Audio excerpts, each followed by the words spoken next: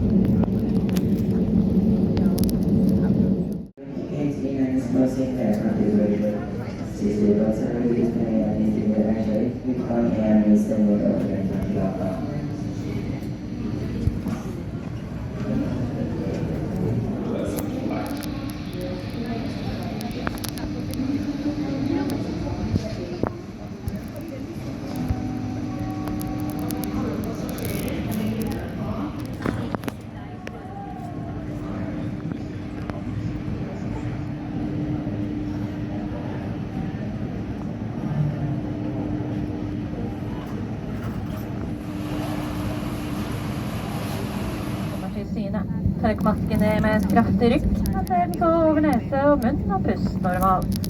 Juster båndet for å holde den på plass. Ta først på din egen maske og hjelp deretter andre.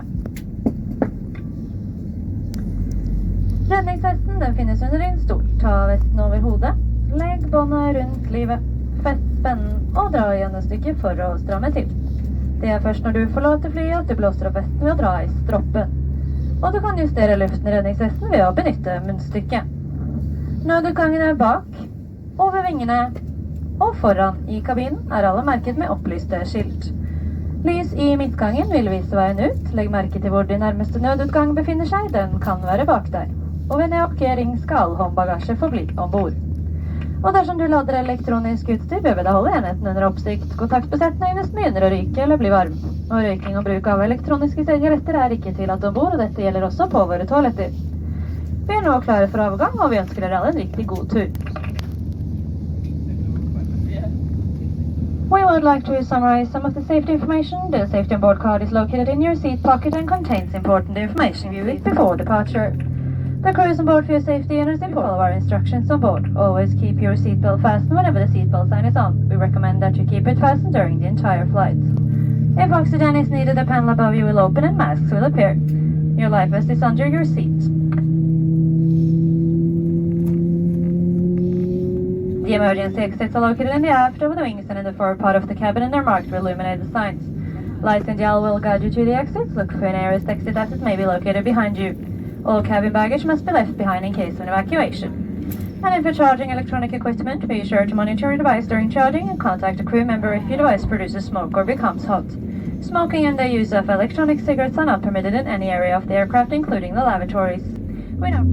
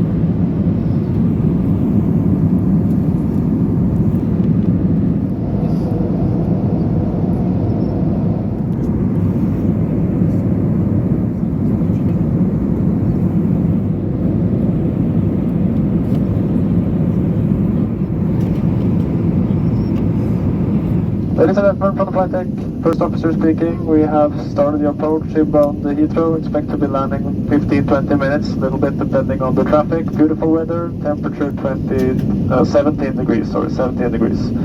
Please make sure your seatbelts are securely fastened. Hope you're all a nice flight, and I wish you all a good evening. Cheers.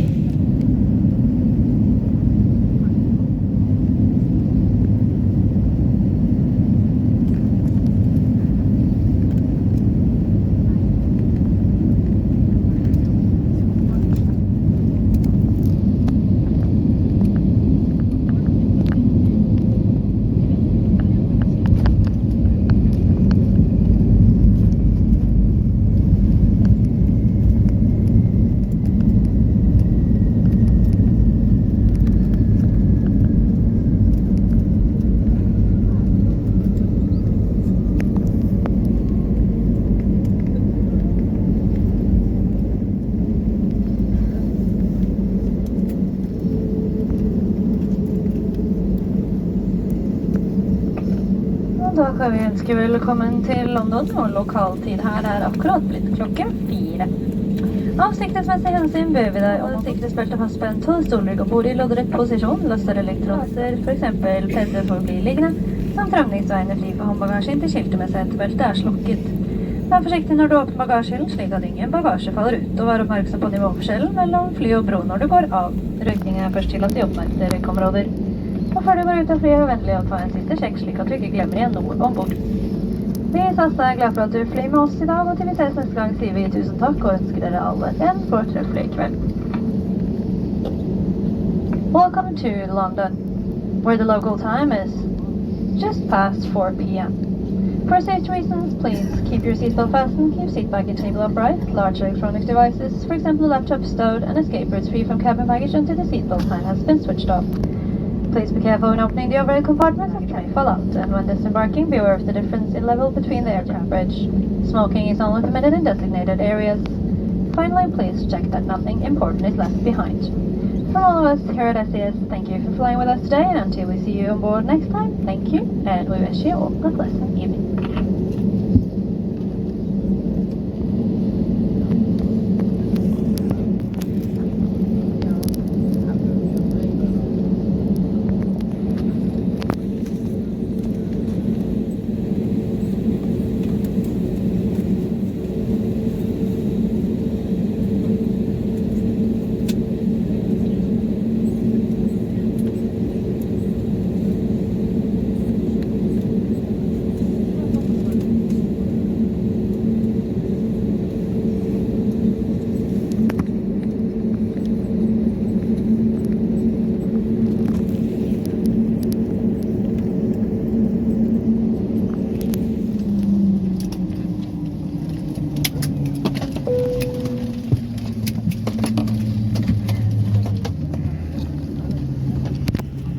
Cabin crew, disarm doors and cross-check.